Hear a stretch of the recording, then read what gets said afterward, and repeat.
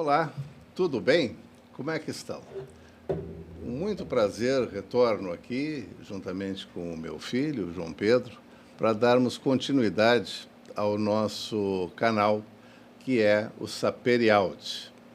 Quem tem alguma dúvida sobre a razão deste nome, por favor, solicito ou peço que assistam ao nosso primeiro podcast, onde estão esclarecidas as motivações pelas quais eu escolhi esta frase atribuída a um antigo poeta latino, Horácio, e recuperada num contexto muito específico pelo filósofo iluminista alemão Immanuel Kant.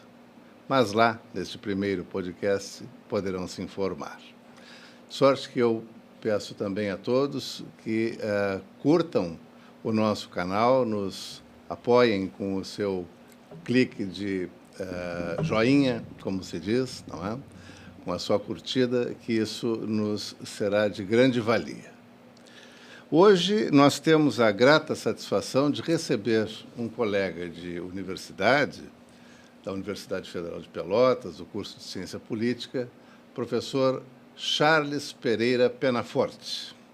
O professor Charles é reconhecidamente um dos grandes estudiosos da ciência política e das relações internacionais aqui no nosso meio e, não raro, é consultado por grandes empresas de mídia, pela mídia empresarial em específico, até onde sei, como a Globo News, a Band News, sobre esses assuntos que tomam conta do noticiário político nacional e internacional.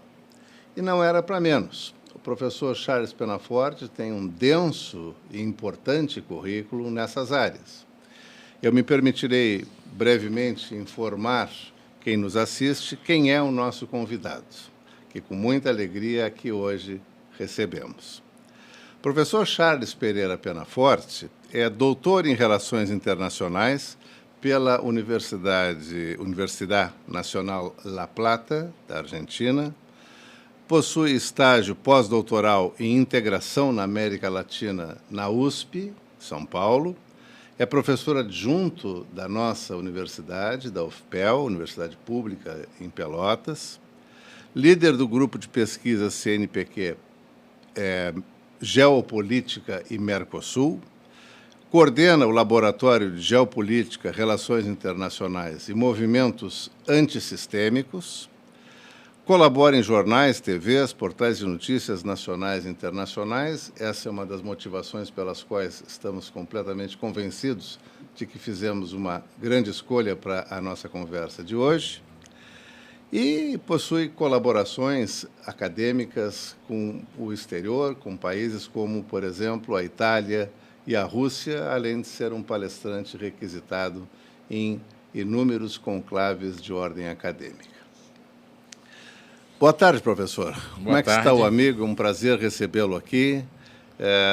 Temos realmente a expectativa grande de termos uma conversa muito boa sobre a nossa contemporaneidade e essas coisas que, de alguma forma, assustam um pouco não apenas o Brasil, como o mundo. Como é que vai o amigo? Bem, obrigado. Um prazer estar aqui, presente, e participar e tentar contribuir com alguma discussão, né, com alguns pensamentos que nós temos sobre essa realidade tão dinâmica atualmente. Pois então, professor, eu vejo que nas suas áreas de conhecimento, que são próximas, mas não são exatamente as mesmas, o senhor é um homem multifacetado tematicamente, vejo aqui. O senhor trabalha com geopolítica, movimentos antissistêmicos, globalização, neoliberalismo, entre outros. Eu iniciaria, professor, dizendo o seguinte: nós vemos com alguma frequência uma espécie de interesse político da direita, da esquerda liberal ou da esquerda em sentido mais estrito, favorável ao que se chama de multiculturalismo, não é? Ao que se chama de uma economia multifacetada, que pressupõe uma espécie de integração entre países e se destina a possibilidade de, entre esses arranjos, quem sabe, obtermos alguma qualificação do mundo humano, essencialmente pela diminuição de uma desigualdade factual do mundo. Não é apenas este fator, mas vejo que existe uma boa vontade com o multilateralismo. Tá? Inserir o multiculturalismo, vamos utilizar a palavra multilateralismo. Por outro lado, eu vejo uma má vontade tremenda entre algumas pessoas, notadamente aquelas que hoje se relacionam não apenas com o que eu chamaria de direita, esta está, de certa forma, pelo menos no nosso meio, se aproximando sensivelmente de um campo mais extremista, da direita extrema, né? Veja-se um discurso anti-globalização. Utilizam, em lugar de globalização, a palavra globalismo, e este sufixo ismo tem uma condição semântica bastante conhecida, né? A implicar uma hipótese de categorização de pessoas que seguem essas correntes, que seguem essas tendências. Portanto, quem é a favor da globalização seria, de alguma forma, favorável ao globalismo, e eles põem uma pequena diferença conceitual entre globalização e globalismo. O fato é que a cultura estabelecida pelo mundo high-tech contemporâneo e pela redução das distâncias do mundo em função da alta condição tecnológica de comunicação e de transações econômicas, as coisas hoje, de fato, são mais rapidamente realizadas, nós vamos observando, meu caro professor Charles Penaforte, que há uma razão, provavelmente ideológica, contrária a esta ideia de multilateralismo, contrária a esta ideia de relações de fortalecimento de blocos, ou pela mera criação de blocos, como o BRICS, né? Esse cenário, professor Charles, como é que é visto pela ciência política, tanto no que diz respeito ao que se pode dizer a favor, como naquilo que pode se entender contrário? E, desde já, saber se essa é uma afirmação possível, que os anti-globalização se situam mais à direita e aqueles favoráveis a uma globalização como uma espécie de sinônimo ou de algo próximo de um multilateralismo se encontram à esquerda. Como é que nós estamos vendo isso na ciência política, professor? Bom, aí nós temos que... Vamos ver se eu posso contribuir, né, com essa discussão. A minha análise, ela parte basicamente a partir das relações internacionais, né, das ciências humanas, etc. Então, o meu grupo de pesquisa e o meu laboratório, a gente trabalha com algumas categorias, com alguns teóricos, né? Um deles é o Emanuel Wallenstein, né, que criou, junto com Giovanni Arrighi, na área da economia, criou o que se chama de análise do sistema mundo, que é uma perspectiva teórica de entendimento. Para o Emanuel Wallenstein, que morreu aí há pouco tempo atrás, ele era um sociólogo estadunidense, né, teve uma produção muito grande, né, ao longo do século XX, conheceu Fernand Braudel e vários outros grandes teóricos. Ele colocou em seu livro em 2004, 2003, 2004, que o declínio do poder americano, né? Então, nós estaremos hoje, ao longo desses últimos anos, vivendo um processo de declínio da principal potência econômica, que são os Estados Unidos. Isso é o Emanuel Wallenstein.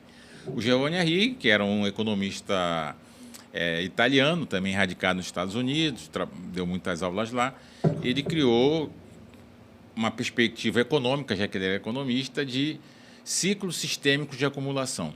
Então, sob o ponto de vista econômico, o mundo vem passando por vários ciclos econômicos. Então, começou com um ciclo econômico genovês, holandês, britânico, e nós estaríamos no ciclo sistêmico de acumulação dominado pelos Estados Unidos.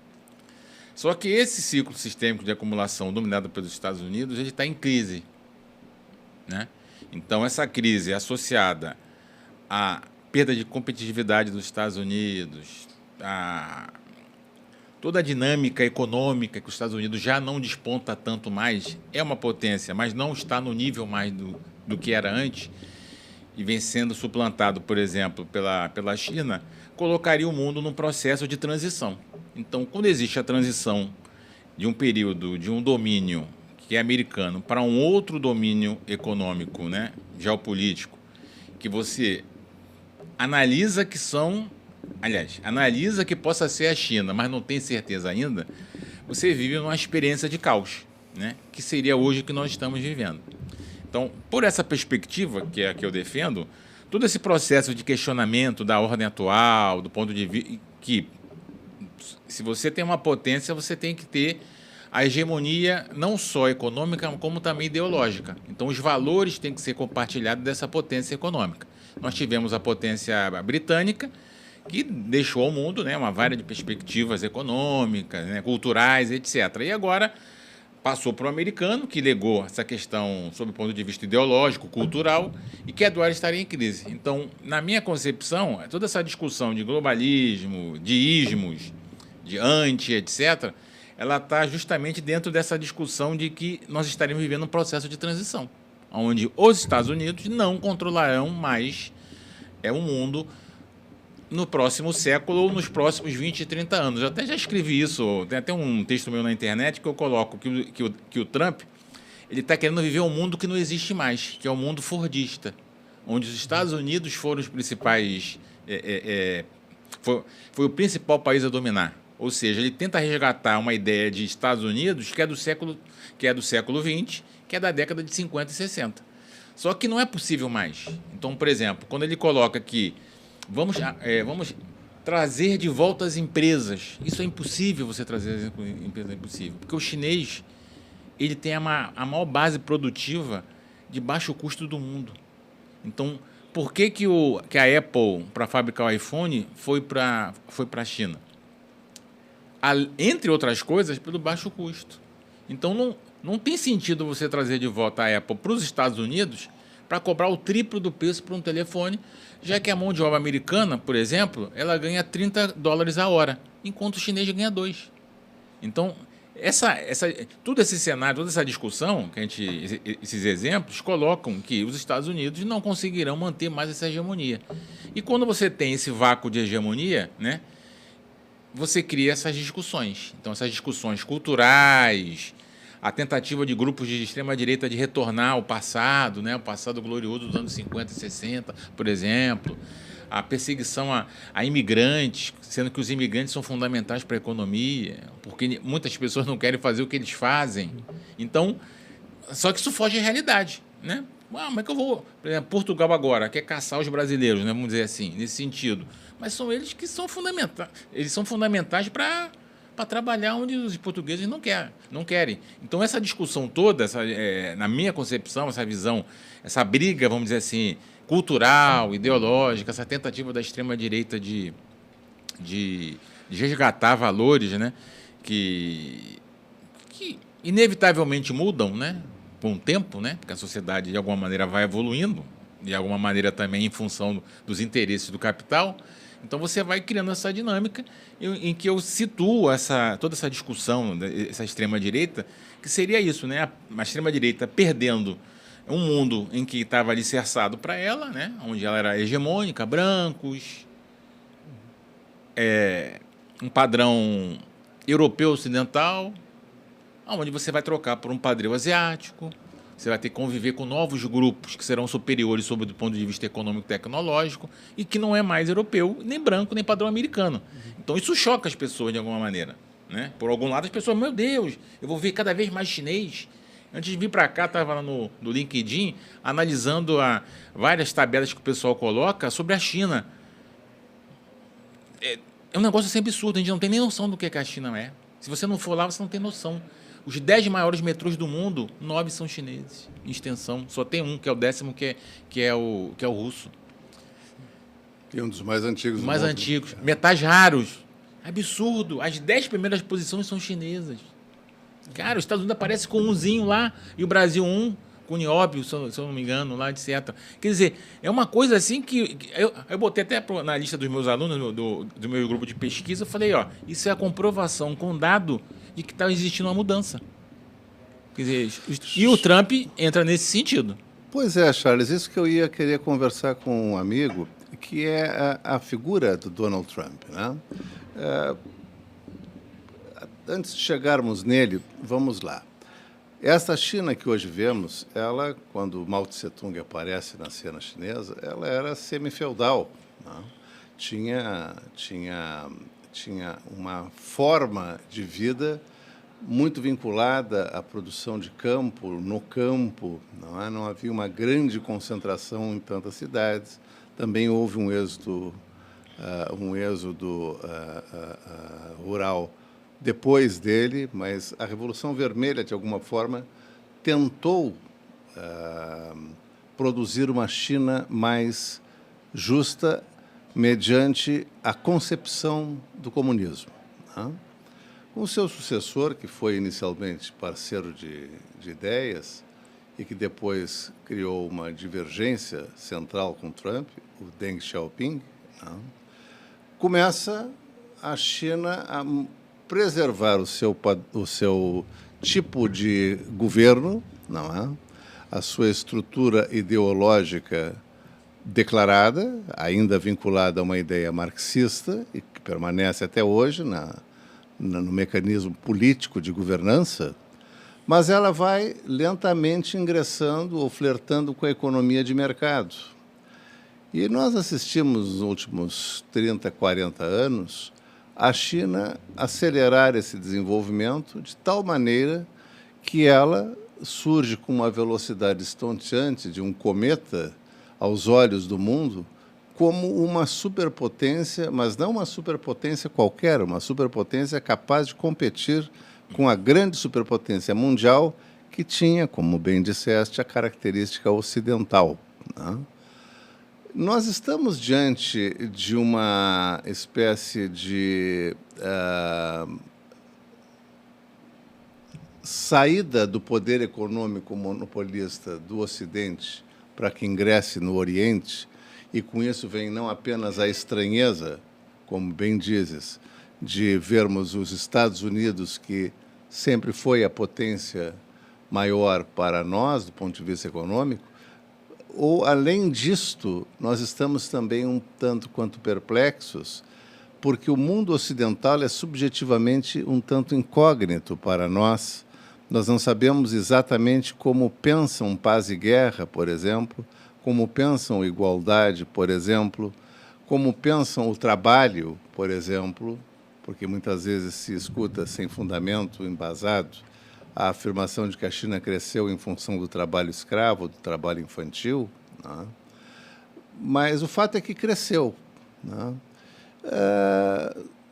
Tu vês como acadêmico, Charles, professor Charles, como uma espécie de reposicionamento das pedras do xadrez mundial, no sentido de que há uma nova dinâmica dentro da geopolítica da Terra, ou seja, essa dinâmica criando o fim de um poderio ou de uma hegemonia ocidental, e não apenas norte-americana, como o começo de uma hegemonia oriental capitaneada pela China, mas provavelmente não apenas, porque nós tivemos, há alguns anos atrás, 30 anos atrás, o aparecimento, lembras, dos tigres asiáticos, né? Então, também houve uma canalização de muito dinheiro para o Oriente, né? E, em segundo lugar, uma pergunta correlata a esta, o presidente Donald Trump, com todas as suas excentricidades, com toda a sua, eventualmente, muito clara maldade, despreocupação com os seres humanos, isso os seus maus modos, né?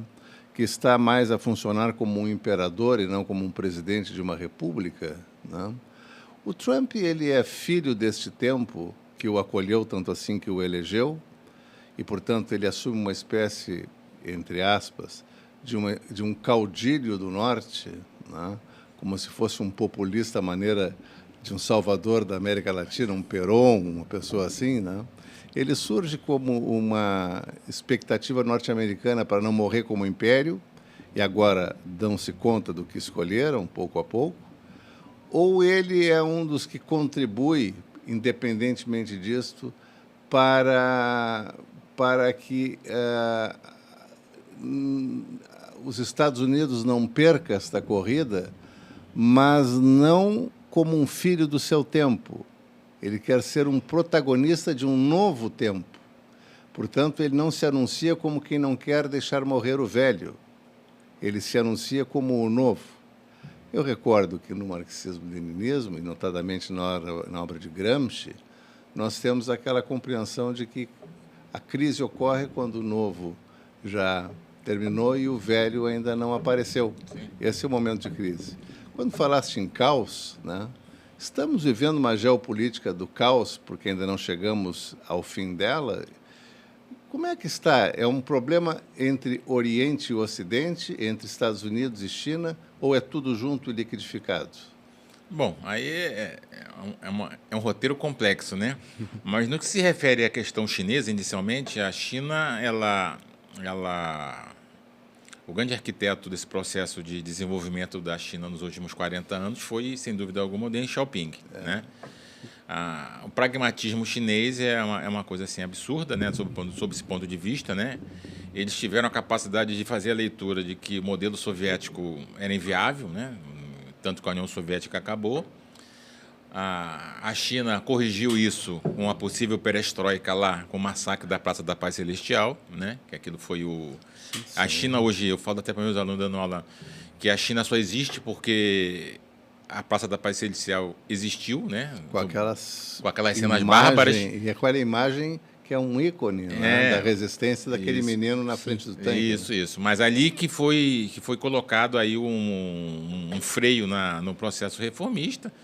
Claro, aí sem dúvida nenhuma, como você colocou bem, né, a questão do modelo político. O modelo político stalinista, né, e com uma economia capitalista, e que o pessoal, na minha opinião, tenta fazer um grande exercício para tentar enquadrar com socialismo, etc., mas não é. É um modelo específico deles, né? Tem vários livros que já colocam que esse modelo chinês ele existe por causa da economia dos prefeitos, né? As cidades são... os prefeitos eles competem entre si com o desenvolvimento das suas próprias cidades. Então, conforme a sua cidade vai ficando cada vez mais desenvolvida, você consegue alçar dentro da estrutura do Partido Comunista. Então, isso seria um dos motivos porque a China conseguiu avançar tanto. Investimento em educação, saúde, etc., né? E, claro, logicamente, a mão de obra, por padrão, hoje, não é mais tão barata como era antigamente, mas internamente a população consegue ter um nível de vida, no caso, razoável. No que tange aos Estados Unidos e esse processo como um todo, é mais ou menos essa dinâmica. Eu vejo mais o Trump como um reflexo da realidade americana, de que está vendo o seu processo de enfraquecimento relativo se acentuando cada vez mais. Se nós analisarmos por essa lógica, o que o Trump tenta fazer por vias erradas é uma tentativa de salvar os Estados Unidos desse embate, né, desse processo de decadência, que é inevitável na história da humanidade, né? A queda do Império Romano não aconteceu século V, é hoje. Não, foi um processo, né? Um processo natural, né? De mesclagem, os outros grupos foram aprendendo as táticas militares deles, é um processo normal, né? É a mesma coisa dos Estados Unidos. Então, a China ela está mais preparada para liderar isso porque ela tem, historicamente, uma sociedade milenar, mas é uma civilização. Ela conseguiu encontrar esse modelo autoritário, né, em que tudo fica mais fácil, né? Você cria uma diretriz e você faz o processo como um todo. Então, você vai colocando ordem, né? Conseguiu resolver o problema da população, né, de fome, de bens, etc. Isso tudo cria um bloco histórico, como coloca o Gramsci, para você ter apoio da sociedade como um todo. E a China, nos anos 2000, 2010, 2000 e pouco, deixou de ser receptora de capital e passou a ser investidora de capital. Ao mesmo tempo, ela começou a comprar títulos da dívida americana. Então, isso por si só já torna a China, se ela não recebe capital e ela investe, ela ficou rica.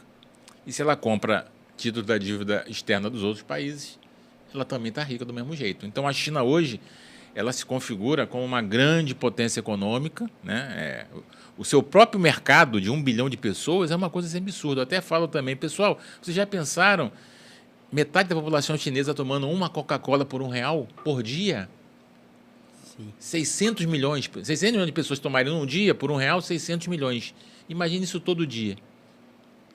Aí a média fica 5, quer dizer, é um mercado de consumo assim, absurdo, que o Ocidente não tem mais a capacidade. O crescimento no Ocidente econômico, se alguém consegue bater 2%, 3%, é fantástico, porque a economia já está no nível máximo. Então, mas voltou a crescer agora 3%, 4%. Sim, porque caiu durante a pandemia. Uhum. Então, a base antes da pandemia é 2%, 1% está excelente. O Brasil, por exemplo, se crescer, dá para crescer 3%, 4%, 5%, 6%, porque não chegou no topo, né? A base de consumo não é grande. Então, a China consegue, na década de 90, crescer 10% ao ano. Aí eu vejo economistas dizerem, americanos, né, no geral, ocidentais, a China está crescendo só 4%. Só 4%? É um crescimento muito grande. Então, na verdade, o que a gente nota é que a China fez o dever de casa, aprendeu com o Ocidente, aprimorou o modelo e está avançando no processo. Os Estados Unidos não conseguem acompanhar esse processo como um todo. Naturalmente, a China, geopoliticamente, ela tem muito mais a oferecer, como, por exemplo, com os BRICS.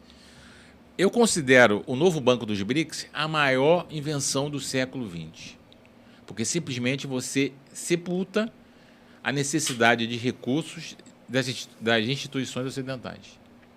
Então, ninguém precisa fazer um ajuste estrutural, matar o povo de fome para pegar recursos. O Banco dos BRICS, não. Ele não quer saber de ajuste estrutural. Ele vai te emprestar porque você precisa e não vai pedir para você mate a população de fome, corte gastos. Então, o novo Banco do BRICS, ele é, de alguma forma, e foi criado com essa função, né, geopolítica e geoestratégica, de justamente promover uma outra opção ao Ocidente. Então, a gente está vendo que a dinâmica está indo gradativamente em direção à Ásia e principalmente em direção à China. Uma outra coisa que demonstra o poderio da China, a nova Rota da Seda. Né?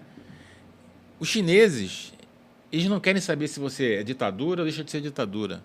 Ele quer fazer negócio com você. Ponto. Então, qualquer país pode ter negócio. Se a gente for hoje nós formos na África, a África é praticamente controlada pelos chineses. Por que isso? Porque ele vai num país e diz, eu quero que você produza soja. Aí o país africano vai dizer, eu não tenho máquina, nós emprestamos para você o dinheiro. Mas eu não tenho porto, nós emprestamos para você fazer o porto. Eu não tenho estrada, nós emprestamos para fazer estrada. Mas o que vocês vão ganhar com isso? Eu vou comprar de você a produção e você vai vender com desconto. E outro percentual menor você vai pagando a sua dívida. Coisa que ninguém faria sob o modelo ocidental. O FMI nunca faria um processo desse. Pois é, exatamente isso que tu falas me lembram algumas coisas, né? Por exemplo, diferentemente disso, já que mencionaste o FMI, eu recordo em 89, sob a grande influência de Margaret Thatcher e Ronald Reagan, assinou-se lá o Consenso de Washington, né? Que pressupõe a presença do FMI, do Banco Mundial e do FED, Banco Central Americano, com políticas para a América Latina, originalmente, que depois não foi apenas, houve um outro encanto de outra forma, e aí, de certa maneira, é lançada uma pedra fundamental, ou pelo menos muito importante, do chamado neoliberalismo, que é outro assunto que te interessas e que estudas. Mas me recordei também com as tuas observações, Charles, um livrinho escrito pelo Lenin, Materialismo e Empiriocriticismo, em que ele leva em conta a necessidade da universalização da compreensão socialista do mundo, porque sem isto nós não teríamos como fazer com que fosse atingida a condição da exploração humana, né? E lembro de um sonho semelhante, obviamente que não de ordem marxista, mas de um sonho semelhante da comunidade mundial do Bertrand Russell, né? Que tinha uma ideia de um Estado mundial, né? Não assim uma ONU, como ela apareceu depois da Liga das Nações no pós-guerra, né? Então, será que os BRICS, assim como uma outra percepção da humanidade, poderia nos levar, não digo, obviamente, a um comunismo no sentido muito menos stalinista, óbvio, né? Mas a uma experiência vivencial de uma humanidade mais igualada em termos de poder econômico, com um desnivelamento menos intenso, ou nós estamos apenas trocando de mãos naquilo que implica na nação hegemônica e a exploração econômica sem findar o capitalismo não será possível? E isso, também aproveitando a fala do meu pai, professor, eu também gostaria, sobre essa questão de estar apresentando ao mundo, né, uma nova perspectiva econômica e social com relação a, enfim, com essa nova potência que é a China. Eu também percebo que tem muitos debates, assim, eu não sei até que ponto tal conceito pode ser para um nível acadêmico já mais elevado sobre o assunto, ser obsoleto, mas eu vejo muito como que a mídia trata também a questão do termo soft power, que seria fundamental para a China se ela quiser estabelecer, se ela quiser, como também o pai citou, deixar de ser algo oculto, deixar de ser algo muito distante da nossa realidade, a questão de se apresentar culturalmente para o mundo, seja como foi os Estados Unidos nos anos 50, 60, com o American Way of Life, né, uma forma que alguns países no Ocidente já tem, do Oriente, perdão, já tem se mostrado, como a Coreia do Sul, com os doramas, com o Japão também, com certas mídias, né, a questão mais midiática, uma forma de se apresentar.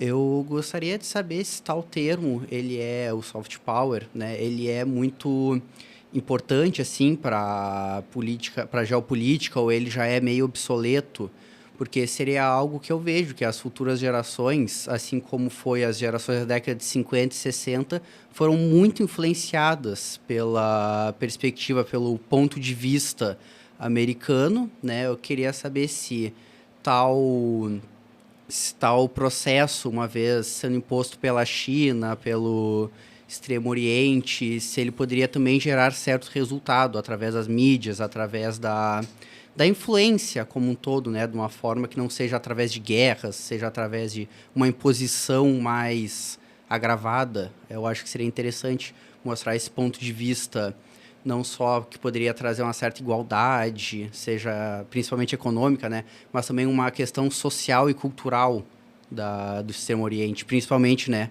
tendo como carro-chefe a China. Bom, existe um debate na academia americana que eu acho que é levado a cabo pelo John Mearsheimer, né, que é um teórico realista ofensivo, né, do campo teórico, que a pergunta dele é o seguinte: a ascensão da China será pacífica, né? Ela vai virar um poder hegemônico sem algum tipo de violência? Bom, eu acho que a gente tem que analisar isso pela questão até cultural do país, né, da China. A China ela é uma civilização, né, não é um país, né, tem história 5.000 anos, uma contribuição científico-tecnológica para a humanidade muito grande, né? E eu vejo, na minha opinião, eu não vejo sentido na China em ser, por exemplo, desejar o fim dos Estados Unidos. A China, ela quer viver no sistema, só que ela não quer ser coadjuvante. Então, a ideia de que somente os Estados Unidos comande o processo, isso, na minha opinião, não é levado em consideração pela liderança chinesa. Então, o mundo ele tem que ser um mundo multilateral. Então, tem que existir vários polos. A China não quer que os Estados Unidos acabe porque ela tem dinheiro nos Estados Unidos, os títulos da dívida. Então, quem tem investimento lá, e não tem menor sentido a lógica da Guerra Fria, né? A União Soviética querendo acabar, entre aspas, com os Estados Unidos. Não vejo dessa forma. O que a China quer é um mundo que seja multipolar e sem um controle hegemônico de uma determinada nação, que é os Estados Unidos. Todos os países que comungam dessa posição estão próximos da China e a China aceita. Então, o Brasil é um país classicamente multilateral.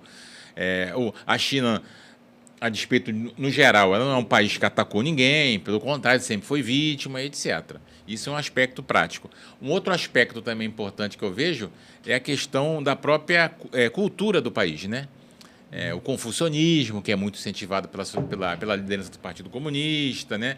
A obediência, são fatores que configuram a civilização chinesa e o próprio Partido Comunista, a sociedade chinesa moderna. Isso seria um ponto. Todo país, aí entra um pouco na questão do marxismo, né? Tem a estrutura e a superestrutura, né? A estrutura econômica é uma coisa, mas você também tem que ter a superestrutura, a ideologia. Então, a imagem que você passa para o país é de fundamental importância. Então, a China procura sempre realçar essa perspectiva de um país pacífico, um país que procura, de alguma maneira, colaborar com o desenvolvimento, não aceita intromissão nos assuntos internos, tem uma posição muito clássica e coerente com a sua história, de alguma maneira. Então, o soft power, que é uma criação recente, acho que foi o Joseph Nye que criou esse termo soft power, né? Poder brando em português, é justamente isso.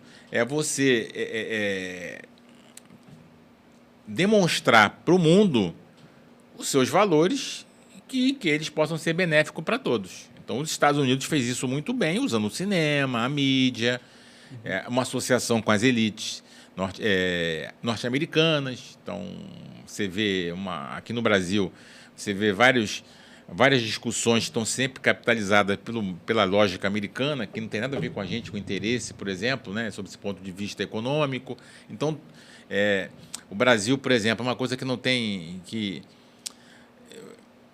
Um exemplo que o Brasil teve em que a mídia é contra, por exemplo, o Lula não deveria ter ido à Rússia no desfile, no dia da vitória deles. Mas qual o sentido disso? Não vai porque ele está em guerra. A Arábia Saudita faz a mesma coisa. A Arábia Saudita viola os direitos humanos sistematicamente, segundo a segundo. E o Trump recebe com tapete vermelho os sauditas. Por quê? Porque ele está preocupado com os direitos humanos? Não, ele está preocupado com a compra de armas que os sauditas fazem dele. Mas aqui você tem um grupo da mídia que fica com esse discurso pobre, meio rasteiro. Ele não deve ir. Mas por que ele não deve ir? Porque ele está fazendo a guerra. Todo mundo faz guerra. Os Estados Unidos, por exemplo, o seu soft power, ele consegue isolar isso, né? O Brasil não pode ir, porque é um tirano. Mas os Estados Unidos visita e recebe com tapete vermelho os sauditas. Não só visita, como faz guerra. Faz guerra também. E a gente então, isso é o soft power. Então, a nossa mídia, ou elite, ou esses grupos que detêm a comunicação, eles esquecem rapidamente desses detalhes. E ao mesmo tempo que faz isso, os Estados Unidos criticam outros países. A Venezuela, que está violando direitos humanos. É um negócio meio incoerente. Mas o soft power é fundamental. Então, a China está trabalhando soft power. Então, quando ela vai para a África e financia o desenvolvimento, claro que ninguém vai dar dinheiro de graça para ninguém, vai ter um retorno.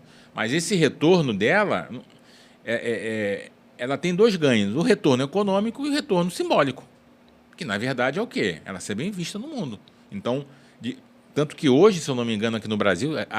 Existem pesquisas que dizem que a China tem uma imagem muito melhor hoje do que os Estados Unidos. E então, com ela, será que nós temos mais chance? Obviamente não de conquistar em definitivo, mas de nos aproximarmos de uma melhor distribuição mundial de renda com a China? Eu acho... Com a China capitaneando a dinâmica geopolítica. Né? Eu acho que é possível, mas só que o sistema capitalista ele é um sistema muito concentrado. Se você começa a existir uma distribuição equânime dos recursos, perde sentido, né? Porque se houvesse lógica, os bancos parariam de ter lucro. Porque você já teve lucro de 10 milhões de %. Por exemplo, se o banco tem 50 anos, já está mais do que lucro, mas o lucro persiste. Então, sob esse ponto de vista, eu acho que a China ela pode, de alguma maneira, contribuir para o desenvolvimento social do mundo, de alguma maneira. Fato que o Ocidente, Estados Unidos e União Europeia, não tiveram a capacidade de fazer. Então, por exemplo, se você olha para a África está jogada até o dia de hoje. Ela foi colonizada e não tem nenhum investimento. A América Latina também. Então, países asiáticos, né, a grande maioria, tirando os tigres, Japão e China, você praticamente também a pessoa vive em condições subhumanas. Então, acho que a China, pela capacidade dela de encontrar uma posição, isso também passa muito pela elite, né? É até um discurso até construtivista, né? A elite chinesa, ela é chinesa. Eu sempre falo isso também para os alunos. Gente, a elite, ela é chinesa, antes de tudo. Ela não é de Tóquio nem de Orlando. Isso faz uma grande diferença num país onde você tem uma elite realmente nacionalista, que ame primeiro o seu país. Então, eu classifico como a China, tem uma elite chinesa, eles são chineses, e os russos, eles são russos. Então, eles amam primeiro o país e os interesses estratégicos do país vão em primeiro lugar. Eu vejo que, por exemplo, no Brasil, nós temos elites e não uma elite. Então, você tem a elite do agronegócio, a elite financeira, a elite industrial, a elite da Fiesp, etc. E que formam grupos setoriais no Congresso. Né? Isso aí é outro cenário, né? E que, na verdade, a preocupação deles, na minha opinião, claro, as pessoas podem discordar disso, a opinião é eu primeiro, o Brasil é secundário. Então, agronegócio, primeiro eu vou salvar a minha vida, o agronegócio. Ah, mas o Brasil vai ter um impacto nisso. Essa é outra história. O resto da economia vai entrar pelo cano, como se diz no popular. Não. Então, esse que é o principal problema e que falta ao Brasil é isso, uma elite que seja realmente nacionalista brasileira, mas não no nacionalismo aí que o pessoal vai tentar colar com anos 50, aquelas coisas. Não. É o nosso, vamos dizer assim, pátrio mesmo, né? Você gostar do seu país, como os chineses têm a civilização desde lá, os russos, etc. Então, isso dificulta. Para a gente, no caso. Mas para a China, eu acho que o projeto que eles têm é um projeto muito mais lógico sob esse ponto de vista de distribuição. Eu acho mais fácil isso, por quê? Porque seria uma nova proposta. O que o Ocidente nos deu, nada até hoje. Não há distribuição de renda, concentração de renda. Então, eles não ofereceram nada para a gente. E se a gente pega a África como exemplo, e são lá mais de 30 países, 50 países, 30 milhões de quilômetros quadrados, né? 50 países e 30 milhões de quilômetros quadrados. A China está fazendo muito mais por eles do que o Ocidente fez, na minha opinião. E nós temos também esta origem multiétnica. Né? Nós temos uma base constitutiva escravocrata. Sim. Né? Nós também temos um tipo de elite que se modificou, mas não se afastou de forma definitiva daquela sua origem mais remota. Sim, né? sim, que é sem dúvida. Uma origem em que nós fomos fragmentando os donos do poder. Sim, né? sim. E, de fato, fomos criando uma perspectiva nacionalista que não é, como dizes, a dos anos 50, né? a do petróleo é nosso, do Monteiro Lobato em sua defesa, né? E agora temos esses que se autoproclamam patriotas, que por vezes causam riso, né? Se não Patriota irritação. com bandeira de outro país. Com bandeira de outro país, né? Estendendo bandeira americana em passeatas, enfim, é uma coisa muito localizada aqui no nosso meio, né? Terá essa origem escravocrata nos países que assim foram constituídos, uma dificuldade maior de unificação, do ponto de vista da ideia de nação, né? Uma dificuldade maior de um civismo mais condensado, de um civismo menos peculiarizado por setores, né? Uma coisa mais ampliada, ou seja, uma noção de este país é o país que eu tenho que defender e não a mim. Né? Sim. Porque a gente pulverizou tanto as castas que as castas falam em nome delas próprias, independentemente do país. Eu acho que é isso que estás querendo dizer. Sim, né? sem dúvida. Eu acho que o nosso passado escravocrata e o tipo de colônia que fomos, o modelo de colonização a Ibérica, aqui da Península Ibérica, nos trouxe características muito peculiares. Um né? cara que falou, que pouca gente lê, infelizmente, o Joaquim Nabuco. Ah, sim. Aqui o livro dele, em que ele coloca claramente que a escravidão vai trazer sérios problemas para o desenvolvimento do Brasil, sem dúvida nenhuma, né? Isso aí é um caso clássico, né? Mas eu acho que também, e além disso também, a nossa incapacidade política de você conseguir projetos que sejam, vamos dizer assim, lógicos, né? Então, quando a gente fala, como a gente diz, né? Da direita à esquerda, eu até brinco com o pessoal. No Brasil, que eu falo para o pessoal, gente, num lugar comum, a direita, ela quer que o pobre também coma, porque ela mantém o sistema andando. É que no Brasil é o processo contrário. A direita tem raiva do pobre porque o pobre morre de fome, né? Vamos dizer assim, nesse sentido. E coube à esquerda, que também não é uma grande esquerda que nós temos também, né? Esquerda liberal. Né? Uma esquerda centro-esquerda, né? Tá mais para modelo europeu do que para uma esquerda de verdade. Tem essa função. Social-democracia light, né? É isso aí, de social-democracia light que olha para a questão social. Então, a gente também, sob esse ponto de vista político, a gente está mal, né? Na verdade, né? A gente não consegue encontrar um caminho porque esses projetos aí, aliás, essa ausência de projetos, tanto da esquerda como da direita, elas que estão impactando de alguma maneira. Porque se você tivesse um grupo político que, de alguma maneira, se organizasse a partir do poder, né, e incentivasse uma dinâmica mais, não diria patriótica, né, uma dinâmica mais nativista no sentido de amor ao país, né, tentar fazer um acordo social sob o ponto de vista. Gente, vamos esquecer essa questão partidária, vamos pensar no país como um todo, né? Isso seria muito mais fácil, né?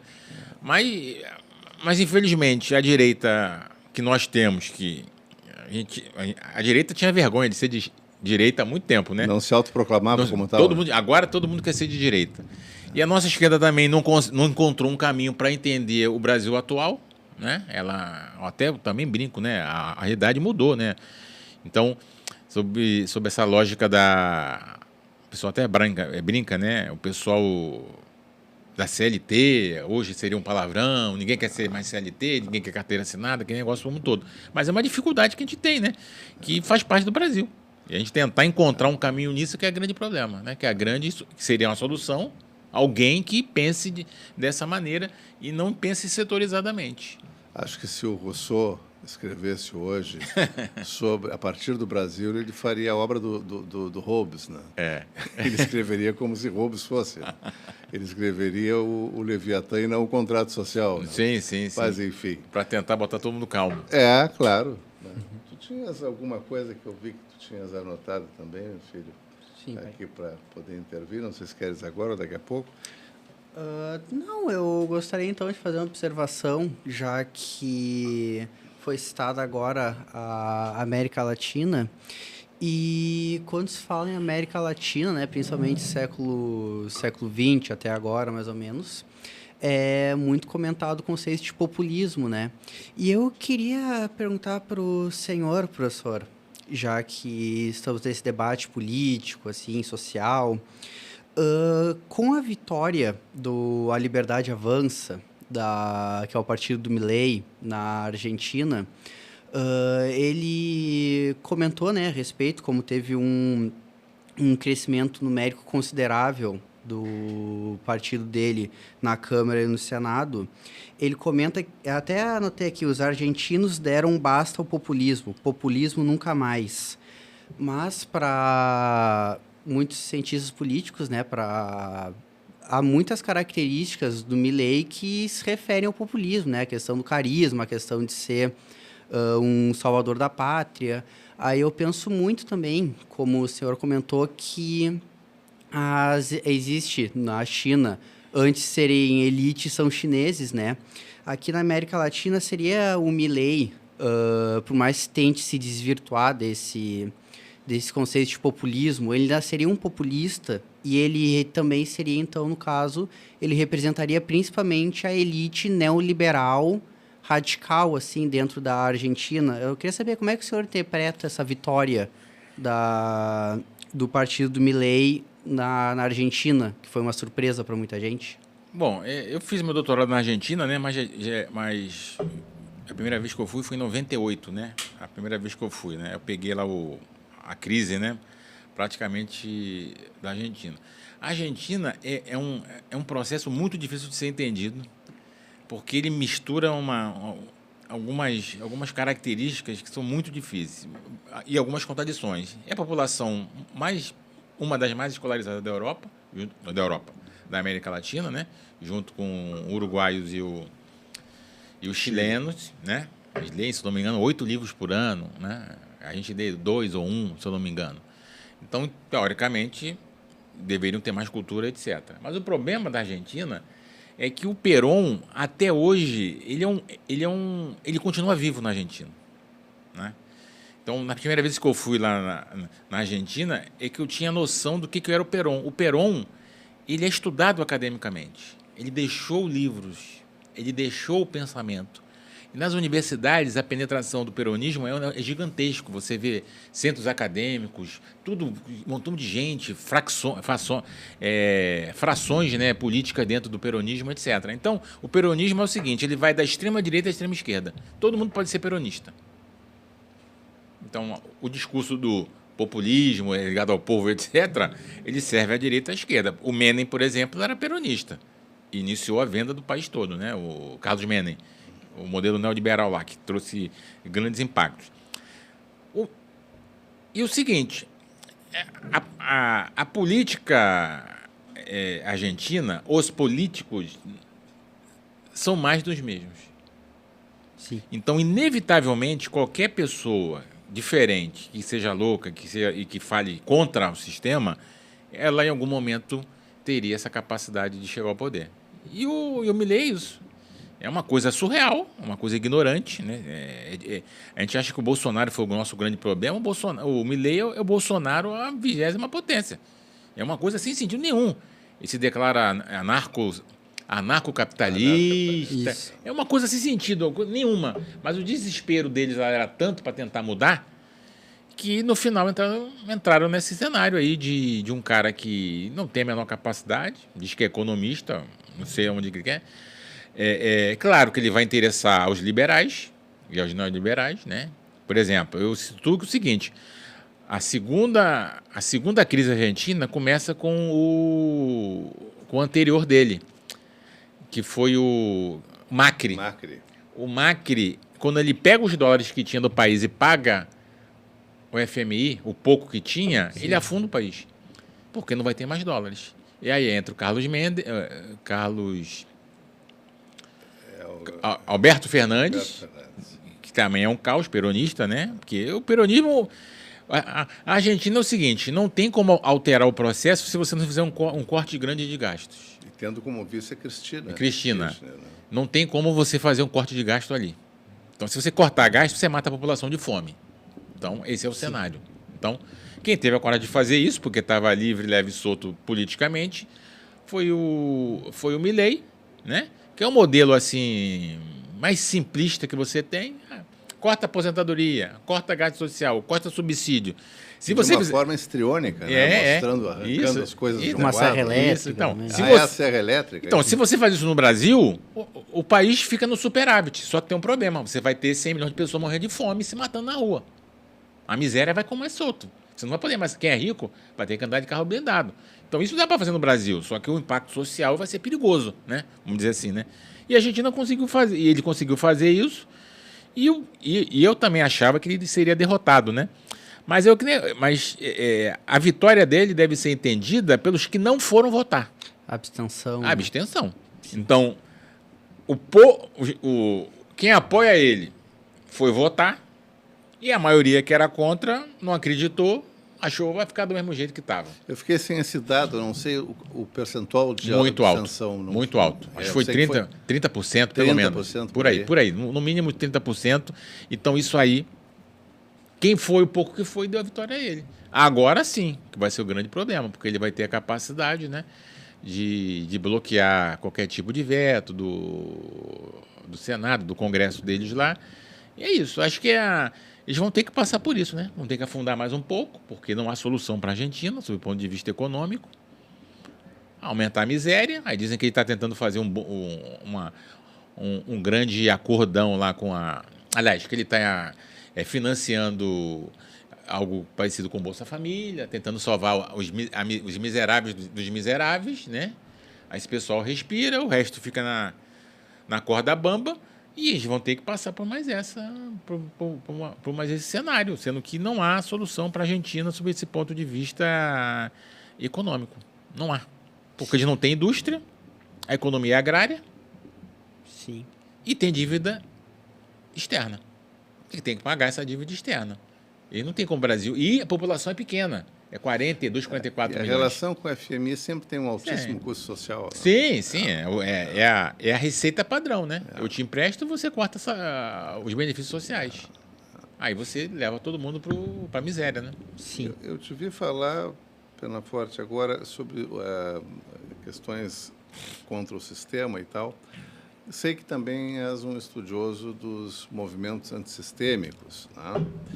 E eu conversei com 2 colegas nossos nesse mesmo espaço aqui do podcast Saperialdi, colegas que deves conhecer, o Edgar Gandra. O Edgar, né? Meu amigo. E o Arthur Galo, Carlos Arthur Galo. O Galo, sim, né? conheço. O Galo é teu colega de curso, inclusive, né? Eu sou de RI, mas estamos no mesmo instituto. No mesmo instituto, né? E com eles conversei sobre um assunto que tem um certo perigo conceitual, porque hoje em dia a gente tem que ter cuidado com as palavras, porque a hermenêutica da semântica contemporânea, ela é uma hermenêutica que pode, em tempos de redes sociais, criar um impacto muito negativo diante de uma imprecisão de conceito, ou diante de uma fala um pouco torcida, não é? E os que são oposição a essas ideias fazem uso, com muita frequência, conscientemente até, de uma interpretação maldosa, mas que ganha lógica mediante o tipo de estrutura narrativa que utiliza. Então, por exemplo, falar em causas identitárias, tá? Com movimentos antissistêmicos, às vezes, isso pode levar a uma crítica muito grande por parte daqueles que entendem que essas minorias estão sendo protegidas demais. Eu não acho isso, acho que a esquerda tem que ter essas pautas, mas a esquerda tem, como disse para o Gandra, tem que recuperar para a ordem do dia, para a pauta do dia, a ideia de luta de classes. Sim. Tá? Porque senão nós ficamos a favor de algo que a esquerda pode, a direita também pode ser, mesmo que não seja, ou seja, ela pode ganhar dinheiro com as causas identitárias. Sim, sim. Veja-se as propagandas de bancos com negros, com o pessoal da comunidade LGBT. Não é? Então, não criamos uma disputa de campo apenas pela defesa das causas identitárias, e sei que causas identitárias pode gerar um ruído de entendimento. Mas verifica-se que esses movimentos antissistêmicos, de alguma forma, eles são, de uma maneira não tão revelada, anticapitalismo, anti-este capitalismo de quarta geração, anti-neoliberais, né? São contra a misoginia, são contra o antirracismo, são contra o racismo, são contra os que descuidam do meio ambiente. E aí surgem essas comunidades antirracistas, comunidade LGBTQIA+, comunidade ambientalista, os movimentos do tipo Movimento Sem Terra, né? Esses movimentos antissistêmicos, tu vês que eles podem ser um movimento que, ao falar sobre si, se aproximam de uma categoria próxima do que são as elites nacionais, ou seja, também falam sobre si. Obviamente que do outro lado, um lado mais claramente à esquerda, né? Mas a elite não fragmenta entre si, ou pelo menos não harmoniza de uma maneira um tanto quanto uniforme, um pleito a favor do seu país, e sim a favor do seu dinheiro dividido por setores. Os defensores destas causas ou dessas ideias antissistêmicas, de alguma maneira também falam muito sobre si e, às vezes, criam na própria esquerda uma certa refração, porque parecem não resolver, senão no âmbito do humanismo, algumas coisas. Grandes contribuições humanistas vêm daí, mas do ponto de vista da disputa pelo meio de tratar as lutas de classe, né, pela maneira de melhorar a economia, talvez apenas o movimento ambientalista, propriamente dito, tenha preocupações econômicas, né? Mas os demais, que precisam ser protegidos, diga-se isso sempre. Tem que haver antirracismo, temos que ser favoráveis aos pleitos da comunidade LGBTQIA+, temos, enfim,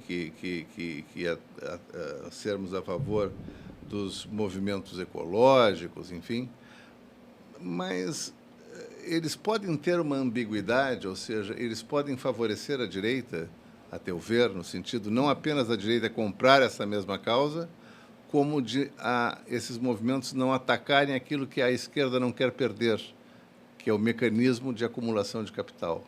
Sim, né? sim, sim. Como é que tu vês essa questão dos movimentos antissistêmicos? Aí eu vou fazer só uma distinção aí dos movimentos antissistêmicos. O movimento antissistêmicos ele foi cunhado a primeira vez num livrinho do Manuel Wallenstein e do Giovanni Arrighi, em 1989, né? Um livro que não tem nem português e inglês, né? Ele fazia a distinção dos movimentos antissistêmicos, que seriam os movimentos nacionais no século XIX, né?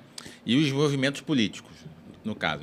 Isso seria a origem do processo. No meu caso, eu trabalho com movimentos antissistêmicos voltados para as relações internacionais. Então, seriam países, né? Rússia, China e etc.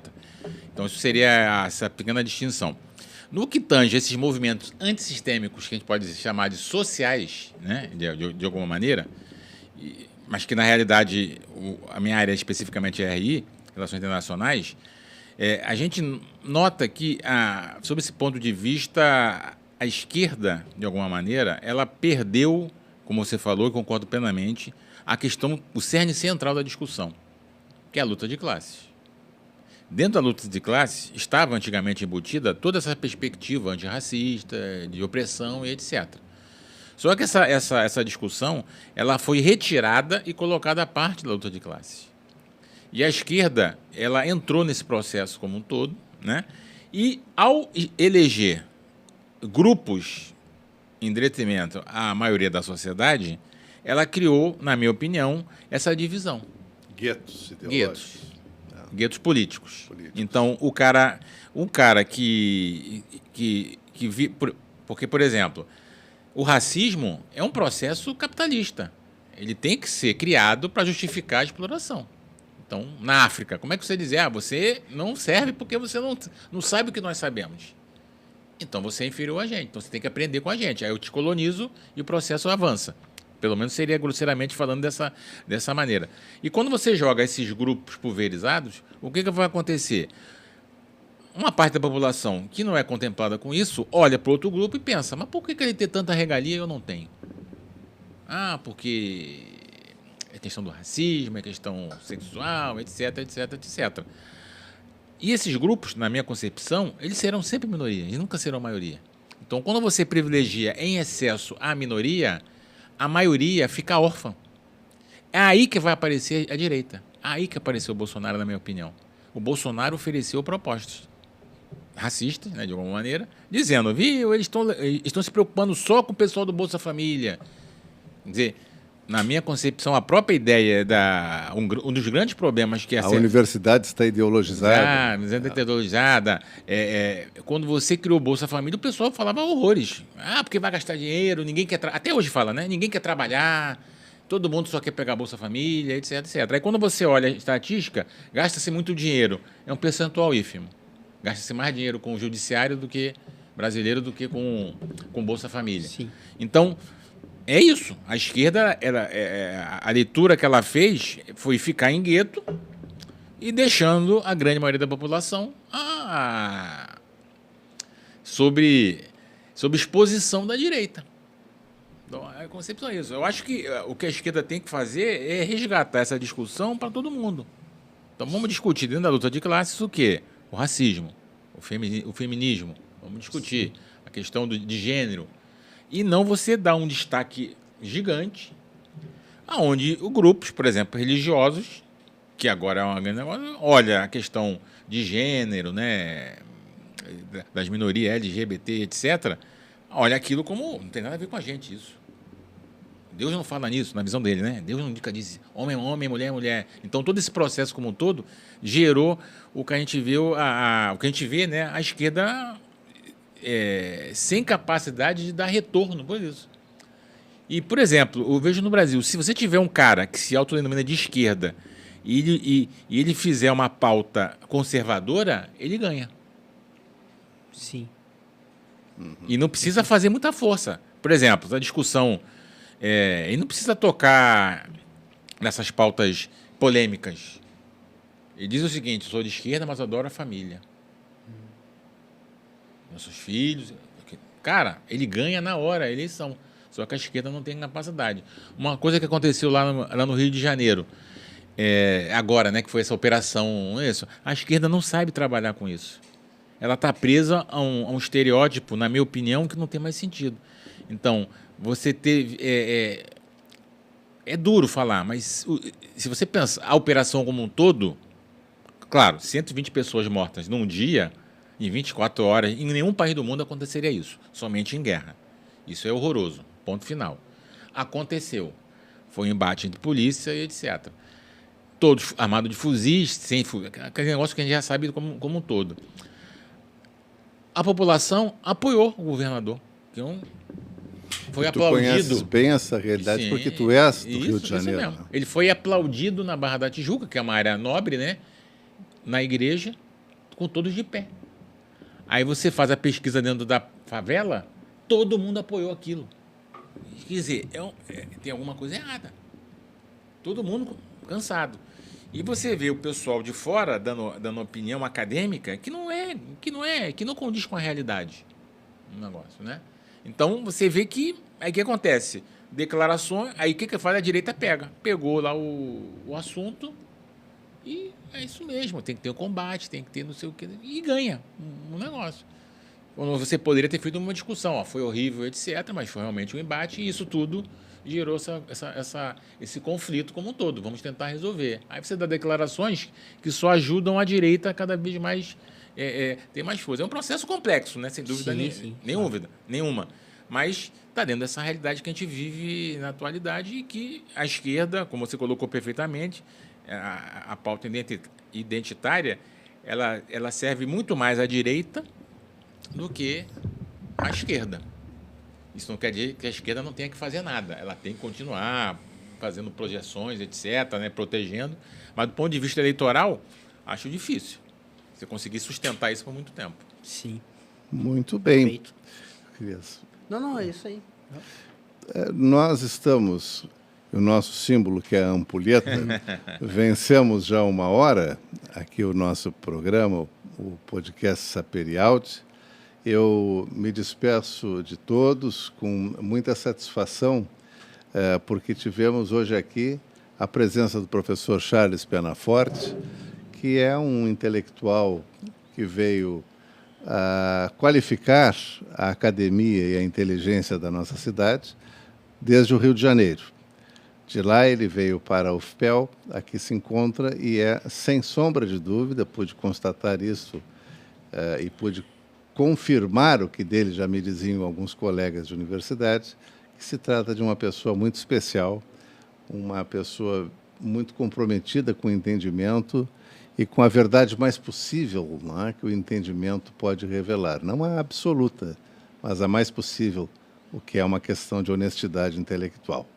Não esqueçam de, por favor, se inscreverem no canal Saperiaude e ali acionarem o seu sininho, né, e colocarem o seu joinha, não é? É assim que a gente se comunica.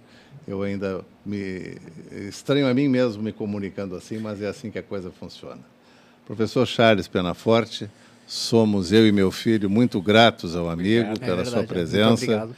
E tive a honra de conhecê-lo, não nos conhecíamos pessoalmente, e tenho certeza que aqui se inicia uma amizade que a mim fará muito bem. Sem dúvida. Muito obrigado, professor. Muito obrigado. Meu filho, tu querias... Não, só também queria agradecer muito. Agradecer muito por ter aceito o convite, né? Uma honra ter o senhor aqui. Com certeza, esse episódio, né? A sua presença vai contribuir muito aqui para o projeto, né? Para alavancar cada vez mais, né? As nossas discussões. E é isso. Muito obrigado por ter vindo. Valeu. Obrigado a todos. Até outra. Tchau.